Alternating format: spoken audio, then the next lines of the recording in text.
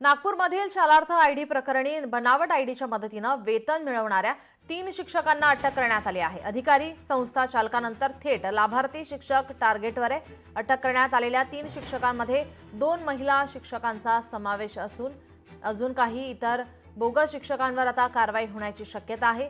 सतीश पवार, प्रज्ञा मुळे आणि भूमिका नखाते अशी अटक करण्यात आलेल्या शिक्षक शिक्षिकेची नावे आहेत। या तिन्ही शिक्षकांनी बोगस शालार्थ आयडी प्रणालीचा वापर करत 22 महिन्यात 25 लाखांहून अधिक वेतन मिळवल्याची माहिती मिळते।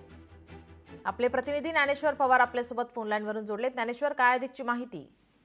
अगदीच आपण पाहायला गेलं तर बोगस शालार्थ आयडी प्रकरणात राज्यस्तरीय एसआयटी जी आहे त्याची नेमणूक करण्यात आली आहे। त्यानंतर कुठे ना कुठेतरी या कारवाईमध्ये जे आहे ते वेग आल्याचं सध्याला पाहायला मिळते। आपण 2 दिवसापूर्वी जर पाहायला गेलं तर 2 शिक्षणाधिकाऱ्यांना, माध्यमिक आणि प्राथमिक या शिक्षणाधिकाऱ्यांना अटक झाली होती। सध्या ते न्यायालयीन कोठडीत आहेत। आता 3 शिक्षक आणि शिक्षिकांना जे आहे या ठिकाणी अटक करण्यात आलेली आहे आणि या सदरील शिक्षकांनी बोगस शालार्थ आयडी प्रणालीचा वापर करत 22 महिन्यामध्ये तब्बल 25 लाखांहून अधिक वेतन जे आहे ते मिळवल्याची माहिती आहे। त्यामुळे अजूनही काही शिक्षक जे आहेत ते आता या एसआयटीच्या रडावर असून अनेक शिक्षकांमध्ये जे आहे ते खळबळ उडाल्याचे चित्र सध्या नागपूरमध्ये पाहायला मिळते। जी, धन्यवाद ज्ञानेश्वर, आपण दिलेल्या सविस्तर माहितीसाठी। लोकशाही मराठी ऐका, पहा, जागरूक रहा।